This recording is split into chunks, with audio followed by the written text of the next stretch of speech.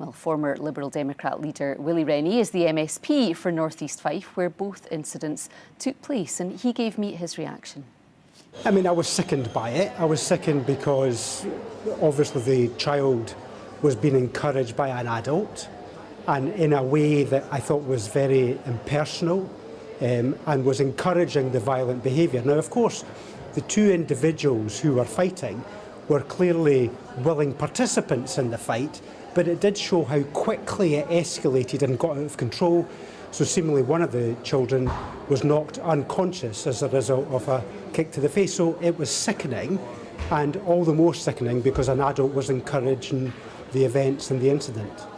And has the issue of violence in schools been raised with you by constituents in Fife? Oh, so many constituents have been in touch with me, from teachers to parents to pupils themselves, who not only say it was at an unacceptable level before the pandemic, but it's got so much worse since the pandemic. We don't fully understand the reasons for that, but obviously pupils not being in school every day has in fact caused distressed behaviours, and also the lack of conformity and support, so therefore young people have been feeling it necessary to engage in forms of violence. But what is really interesting is that many of the violent incidents that have been reported are not in secondary schools, but in primary schools and special schools.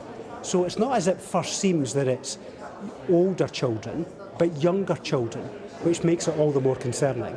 Well, the EIS spoke to us about this back in January after the emergence of some other footage of an alleged incident, and they were talking about the need for better reporting. We do understand there has definitely been a rise of pupil-on-pupil violence in schools. Would you support that, better reporting of these incidents, and to what extent do you think that would help?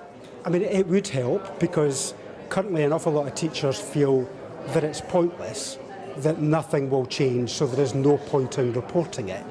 So we need to encourage teachers to report so that the system can understand the full extent of the problem, so we can have the resources that are necessary attached to this to deal with it.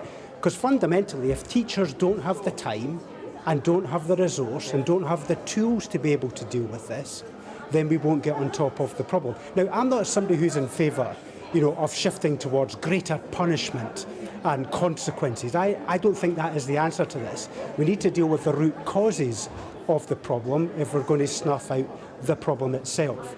Yeah, where else does that responsibility lie then?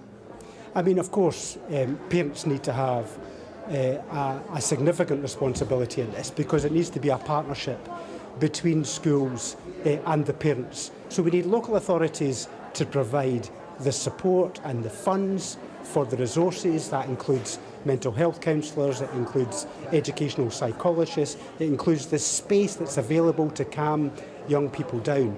But of course, when they go home as well, they need to have the support of parents to reinforce those messages. And one more issue here, the tech giants, are they doing enough to stop this kind of material being shared, being liked, and being seen by so many more people?